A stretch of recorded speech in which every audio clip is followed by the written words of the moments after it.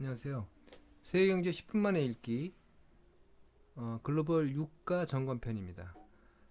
최근에 글로벌 유가 관련 외신이 좀 많았고요. 급등도 하고 해서 관련 외신에 대한 주간 동향을 좀 같이 읽어보고 유가 관련 시장에 대한 설명도 좀 드리고 그 원유 시장에 대해서 어떻게 돌아가는지에 대해서 좀 구조도 간단하게 좀 설명을 드리고 여러 가지 용어도 좀 설명을 드리고 할까 하고 이 스페셜 리포트 시간을 마련해 봤습니다. 제가 보기에는 그 세계 시장을 보기 위해서 가격을 몇 가지를 중점적으로 봐야 될 것들이 있는데 첫째로는 금리가 되겠고요. 두 번째는 증시가 다 아신 것처럼 증시가 되겠고, 그 다음에 달러가 되겠고, 그 다음에 국제 유가가 되겠고, 그 다음에가 국제 금 가격, 그 다음에 그 끝으로 더 추가로 보신다면 닥터 코퍼라고 일컬어지는 국제 구리 가격, 이렇게 다섯 구리 가격까지 확인하시는 게 하나의 그 세트가 될 수 있습니다. 있습니다. 그래서 설명을 드리면 금리는 모든 금융시장의 기초적인 가격이 되겠고요. 그 금리 상황과 여러 가지 경제 정책 그 지표 등 상황의 변화가 증시에 투영이 됩니다. 증시에 투영이 되고 금리 상황이 또 다른 한편으로는 달러에 또 투영이 되죠. 달러 가격에. 그 다음에 달러 가격 변화가 뭐 여러 가지 그 각각의 시장 내부 상황도 있지만 아무튼 달러의 변화가 유가에도 영향을 미치고 금 가격에도 영향을 미치고 합니다. 그리고 유가는 달러의 가격 변화는 이미 아시는 것처럼 환율이라고 변화라고 표현을 하는데 국가 간 자금 이동을 촉발을 합니다. 그래서 달러가 강세가 되고 강세가 전망이 되면 신흥국이라든지 약세 통화국부터 자금이 빠져나오죠. 그래서 그쪽 국가들이 위험해지고 경제에 곤란을 겪습니다. 뭐 그런 상황이 되고 그 유가는 대표적인 공급 비용을 결정하는 원인이 됩니다. 모든 제품들이 석유 없이는 되지는 않죠. 가장 기본적인 가격이기 때문에 대표적으로 스태그플레이션이라고 하는 그 경기가 침체하면서 수요가 침체하면서 비용이 상승하는 그 물가가 오르는 그런 대표적인 아주 안 좋은 그 침체 상황을 만들 수 있습니다. 스태그플레이션, 정체 속의 인플레이션이라는 뜻이죠. 그런 상황의 원인이 과거에 유가였습니다. 그래서 특히 한국이라든지 중국, 뭐 아시아의 대만 이런 그 원유 수입국들은 굉장히 치명적인 영향을 받습니다. 그래서 유가가 중요하고요. 금 가격은 안전자산이기 때문에 영원한 안전자산이죠.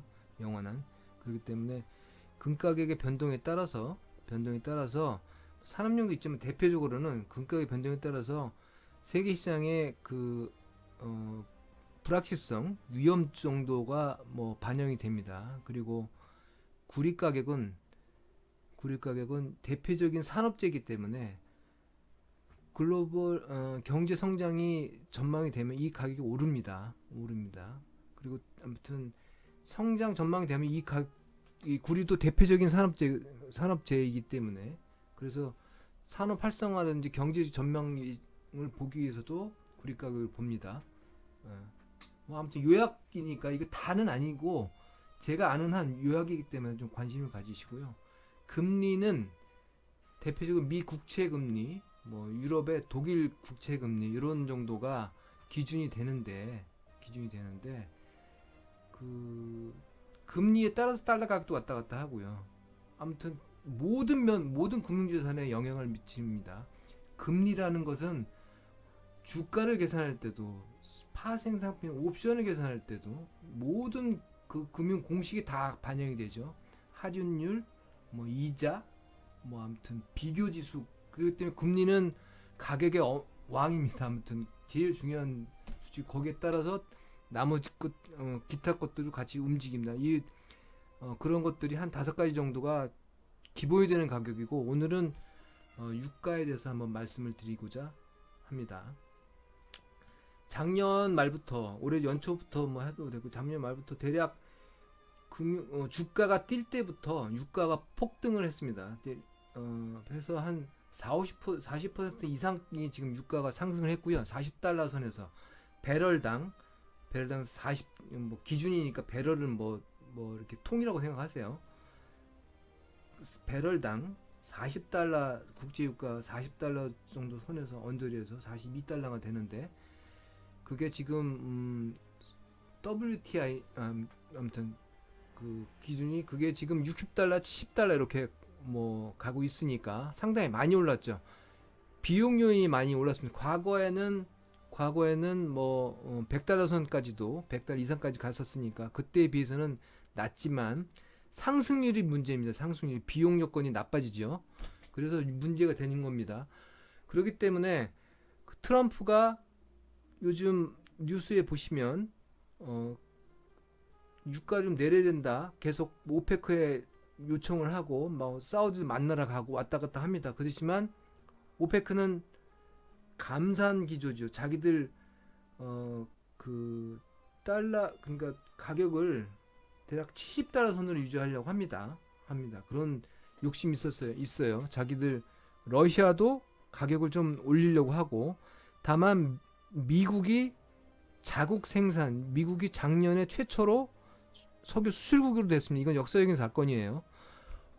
주도권은 주도권, 세계 그 산업의 공급 비용을 누가 좌지우지하느냐, 영향을 미치느냐의 일부를, 많은 비분을 미국이 아무튼 차지했다라는 게 굉장히 중요한 의미입니다. 그래서 이 셰일 혁명이라는 게 이게 어마어마한 영향을 주는 겁니다. 그냥 뭐 석유 뽑아내는 기술이나 늘어내가 아니고 경제적으로 엄청난 영향을 주는 아무튼 혁명이죠. 세계 그거에 따라서 사실은 여러 가지 중동 기타 여러 가지 뭐 전쟁 복잡한 상황이 벌어지고 있는 걸 수도 있습니다. 미국이 입장이 바뀌었기 때문이죠. 그래서 유가가 그만큼 중요합니다. 근데 그 유가가 오르다가 최근에 이제 교차 상태에 좀 빠졌습니다. 교차 상태에 빠진 것이 그 미국이 생산을 급격하게 느리고 이런 이제 유가가 상승하면 미국 그 경제에 부정적 영향을 주기 때문에 비용 상승 요인으로 하기 때문에 아무튼 미국은 계속 그 달러가 아무튼 그 유가가 오르니까 국내에 원유 셰일 업자들, 셰일 원유 생산업자들도 계속 느리고 있어요. 이제 이따가 설명을 드리겠지만 다시 느리고 있어요. 그래서 생산량이 엄청 늘어나고 있습니다. 최근에 또 원유 재고가에 느리고 있고, 미국은 계속 생산을 느리고 있고, 반대로 오페크는 생산을 감산하고 있다고 아까 말씀드렸죠. 감산하고 있습니다. 근데 거기다가 그 미국이 생산을 느리고 있는 이유 중에 하나가 이란과 베네수엘라에 대한 제재, 원유 수출 금지 제재. 그쪽 사람들 이제 그 자기들이 패권을 잡겠다는 거죠. 그 원인이 뭐 주겠지만 아무튼 그 원인 공급 차질이 발생할까봐 그럼 자기 또 다 그 정치적인, 외교적 정치적 부담이 생기기 때문에 원유 생산을 느리고 있습니다. 최근에 유가가 갑자기 오르니까 사우디에다 대고도 사우디는 미국의 굉장히 좋은 얘기죠. 동맹국이죠. 동맹국이죠. 그래서 거기다가 조금 자제해라 막 이런 이제 요청을 했다고 해서 그래서 주가가 한 번에 폭락을 해서 지난주에 그래서 그 유가가 오르다가 좀 내리는 면이 있습니다. 요 지금 전체적으로 상황은 전체적인 그 원유 시장과 유가의 상황은 그런 상황입니다. 대표적으로 그래서 주간에 최근에 나온 아무튼 외신을 하나 놓고서 뭐 필요한 설명들을 한번 드리겠습니다. 이 원유 시장이 중요하기 때문에 여러분들이 좀 같이 한번 제가 뭐 완전한 전문가는 아니지만 금융시장 읽기에 필요한 정도의 제가 그 공부한 정도의 파악한 정도를 같이 한번 공유했으면 해서 읽어보는 겁니다. 유가는 살짝 올랐다. 어제 이제 얘기하는 그 원인이 이코노믹 데이터 미국 고용 지표가 좋았죠. 좋았습니다. 아까 그 경제 지표편에서 말씀을 드렸는데 좋습니다. 지금 미국도 좋고 중국도 좋아졌고 유럽도 좋아질 거라는 성장 지표가 좋아질 거라는 전망이 계속 나오고 있습니다. 뭐 그런 이제 수요가 경제가 활성화되면 원유가 많이 들어가겠죠, 사용이. 그렇기 때문에 유가는 오른다는 겁니다. 그러나 한 주간은 내렸다. 뭐 이런 얘기고요. 그때그때 필요한 설명을 드릴게요.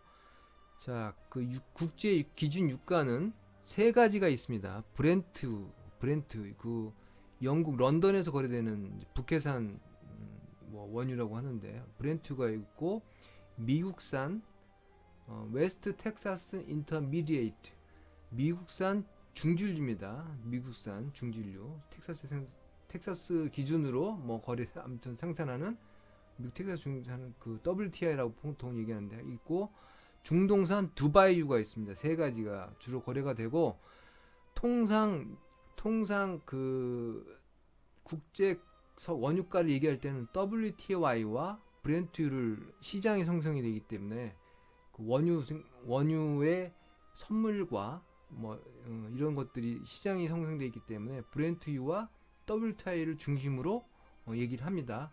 WTI와 브렌트유가 가격은 뭐 역사적으로 보면은 어디가 올랐다 내렸다 뭐 서로 이제 그 지정학적 상황에 영향을 제가 보기엔 판단이 되는데 지금은 브렌트유가 좀 높습니다. 70달러 선이고 WTI가 62달러 정도로 마감을 했습니다.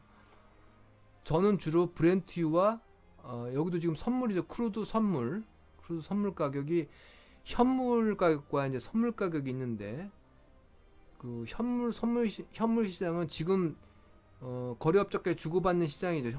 지금 시장에서 선물 시장은 그 거래소 그러니까 그 유가나 뭐 아무튼 이 상품을 주로 거래하는 시장들이 미국에도 있고 런던에도 있습니다. 뭐 이런 시장들에서 거래는 그 미래 6개월, 3개월 뭐 이런 일정 기간 후에 이런 가격으로 거래하자, 주고받자 하는 게 선물이죠.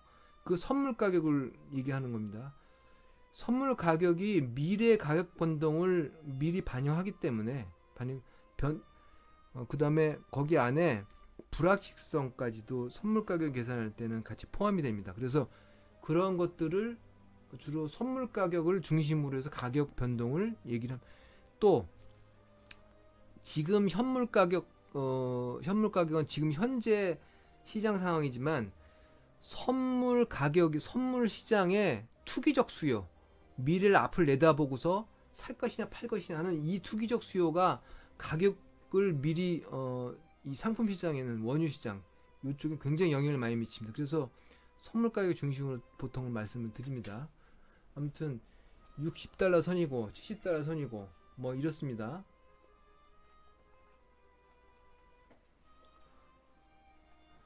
주중에는 WTI가 3% 정도 빠졌어요.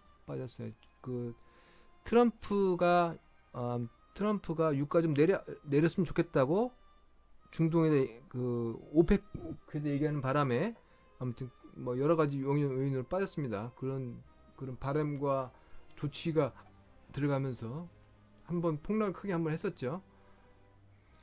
그 아까 그 경제 지표가 좋아지면서 가솔린 수요가 어, 아무튼 있다는 거는 뭐 좋은 지표다, 방향이다라는 것이고, 그 미국은 전략적으로 원유를 전략적으로 비축을 합니다. 비축을 하는데 이 재고량에 따라서 재고량의 지표가 매주 나오죠. 매주 나옵니다. 그 매주 나오는 그 재고량에 따라서 재고량이 많아지면은 아무래도 뭐 유가에 하락 영향을 미치겠죠. 뭐 그런 겁니다.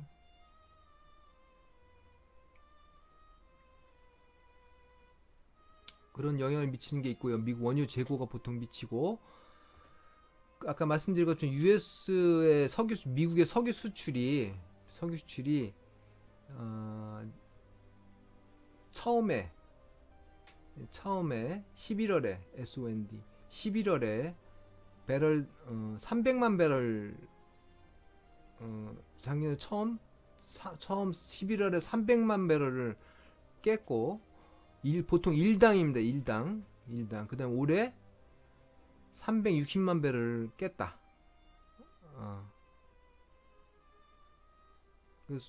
미국의 석유 수출량이 늘어나고 있다는 것이죠. 그다음에 주간 리그 카운트라는 건 생산하는 석유를 뽑아내는 그 기기를 얘기하는 거예요. 리그가. 그 기기 수도 계속 정기적으로 발표를 합니다. 유가가 오르면 리그가 늘어나요. 유가가 빠지면 리그가 줄어들고, 그러면 빠지면 생산량이 줄어들겠죠. 뭐 이런 영향 때문에 또 미르지표로 반영이 됩니다. 그리고 리그가 늘어났다는 거죠. 늘었습니다. 그 다음에 이란과 베네수엘에 대한 제재. 오페크의 베네수엘은 가장 원유 재고량이 많고, 이란은 두 번째가 세 번째가 됩니다. 아무튼 수출국 저기가 여기에 그 각각의 원인으로 뭐 핵에 관련된 거 이슈고, 뭐 정권에 관련된 이슈인데, 아무튼 그런 이슈를 미국이 제재를 하고 있죠.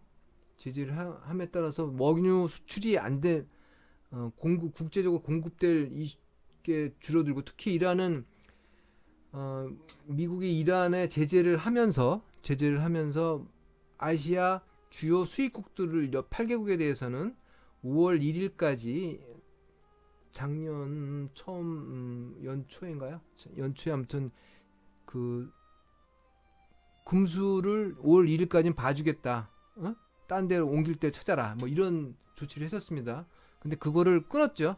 더 이상 못 봐줘. 니들도 딴 데 가서 해. 수입해. 이렇게 됐습니다. 그래서 국제적으로 석유 공급이 차질이 생겼고, 이란은 그 중동산 석유가 수출되는 호르무즈 해협을 자기들이 꼭 바로 옆 붙어 있었기 때문에 막아버리겠다. 자기들이 또 아무튼 지정학적인 수출 제약 요인이 발생을 했어요. 그래서 그런 요인 때문에 아무튼 공급에 차질이 있을 거다. 이건 상승 요인이죠. 유가 상승 요인.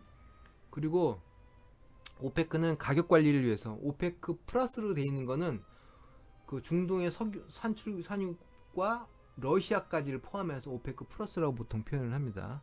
러시아도 산유국이죠. 요거들은 계속 재작년부터 자기들이 가격 조정을 위해서 감산 조치를 지금 계속 해오고 있어요.